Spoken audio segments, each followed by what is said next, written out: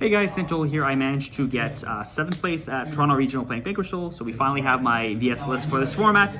I think the deck is obviously really good. It took me a little bit to find footing with this deck. I don't like the big canine packages, as you'll see in a second. I think those decks are very clunky. I don't really have faith in those decks going second, even though people say you can with them.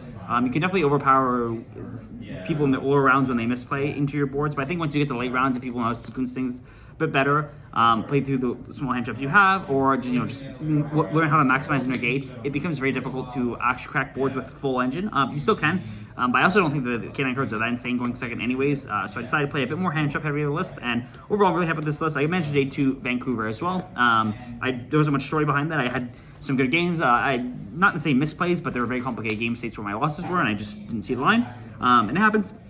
But at least Toronto Regional was a 7-1 record, which I was very happy with. Also, teammate Thomas, shout out to him, who managed to get second with a very similar list. The list does work. So getting into the list, we'll start with the canines just because this is kind of the point in the deck that changes. I am on the small canine package. This isn't super unusual now. With the 5 of them, you do need to play 1 dark just because it means that Azuna will be able to search you a dark when you need it for attributes. But beyond these, I think these cards are just really a bad going second. This card, even though it's a tech card going second, it's just a complete liability versus Yummy anyway, so even then it doesn't feel amazing. But Jokel, I think, is just awful going second into the vast majority of meta decks. Immediately gets booked by any Yummy card. Also, it's just massive snow devil bait.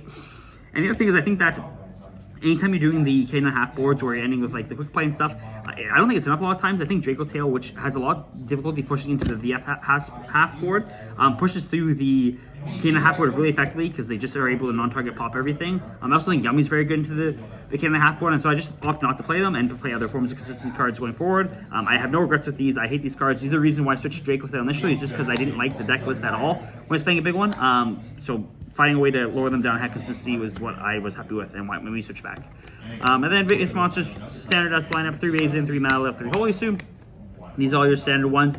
A few things to keep in mind is that, especially for these ones, these guys can't use the reveal effect and the search effect on the same chain. So there are going to be game states where you summon this and have to use either the pop or the bounce immediately. There's a lot of game states where it's like you pin something where like you hold the effect to counteract something. So you hold Malif to pop Lupus, you normal Raisin to pop the Ripper. So just be conscious that it's not just always normal summon and then use the effect immediately. And then Holy Stew, obviously the best card in the game right now. Insane card. Other cards for VS cards is 2 Zhang. Because I'm not maxed out Jokel, I don't feel the need to max out on these. People say like I want 9 fires, and yes, more fires are nice, but I don't think the card quality is quite high enough to justify playing more of these. I played more of them at Nats, and it's definitely something I regretted.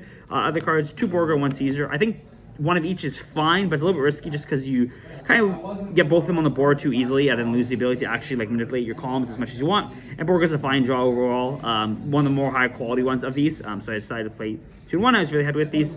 One thing to keep in mind with Caesar is that stake reveal any earth when you have all attributes hands. I mean, Caesar's like the best push you can do going into boards because you have the non-target pop live immediately. Also, you can force a battle phase like that and it just trades with things very well. That's like the best push for a VS engine going second if you have that available.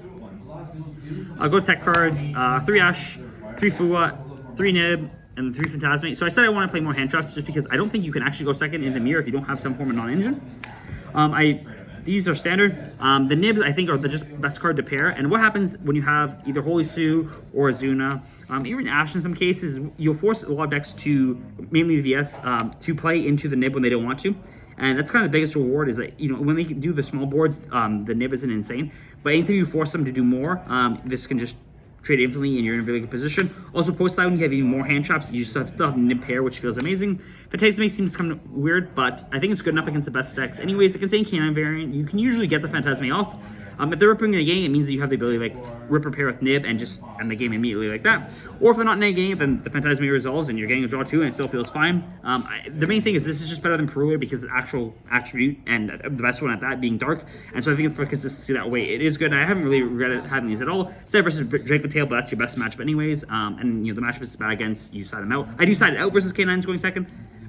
Post side because you have the Perulias to put in. But I think game 1, it's not that much of a liability, so it's fine. Other cards, consistency mainly pot, the Rhoda, 3 stake we already talked about. Keep in mind that this is also a good way to fix your hand in terms of attributes, getting it back to your hand. 1 field spell, 1 trap, and then the other cards I decided to play for consistency is Small World. I know a lot of people are on the extravagance, but I think that this card is just actual consistency. Like extra, you can still draw and brick. Is the biggest problem. And I also don't like how it hits your extra deck too much. I do use the extra deck a lot. It's not going to be multiple times a game, but the one time going extra deck for the game is something I generally think I need to win the game.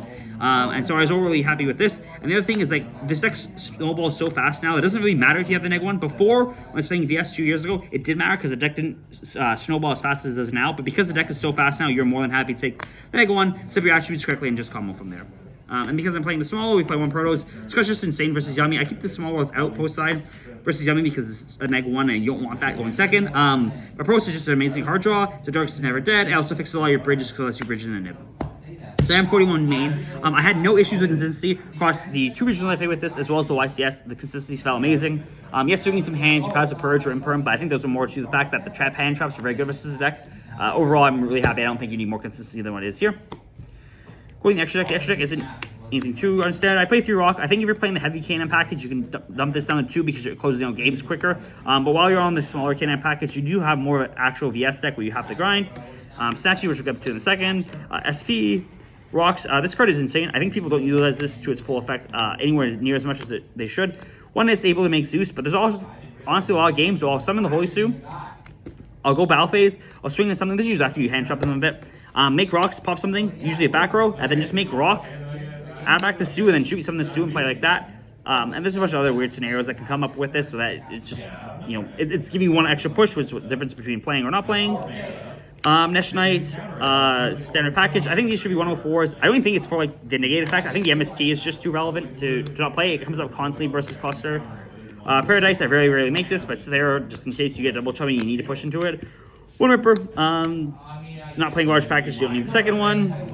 1 Vion, Typhon, Zeus, I think these are all standard cards. And like I said, a lot of these cards are cards I think that can just win the game. In scenarios where you wouldn't win otherwise. And so I really want to just have all of them available all the times and don't want to play extra for that reason.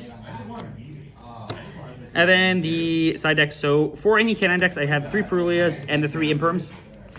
Imperms is really unexpected in this deck, and that's why it's good. A lot of times you'll chummy them, they'll give you some draws, and they'll greed into a Ripper, or go into a line, Mad Love without a name, balance in hand, and you imperm it, and then just get into a really weird position where you have to push into the chummies more and get more draws, or the pushing into nib range, and then you get nibbed. It's also just a decent standalone card by itself. Like I said, this is mainly for the canine decks.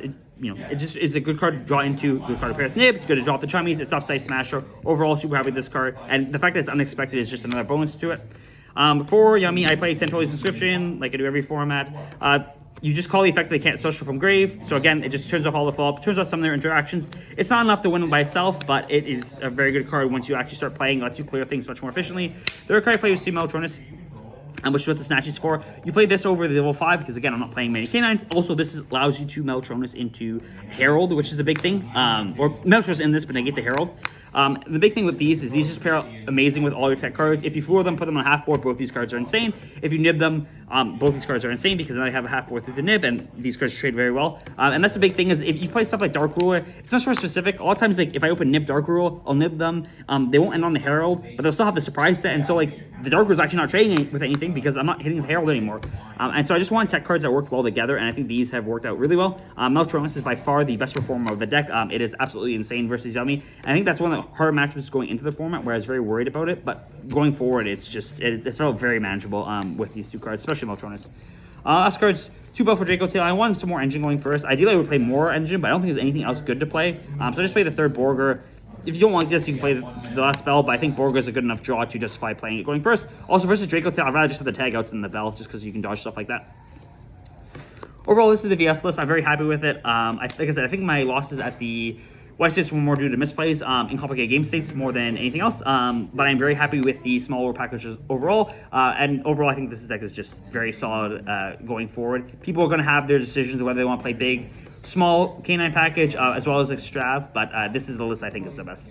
Thanks.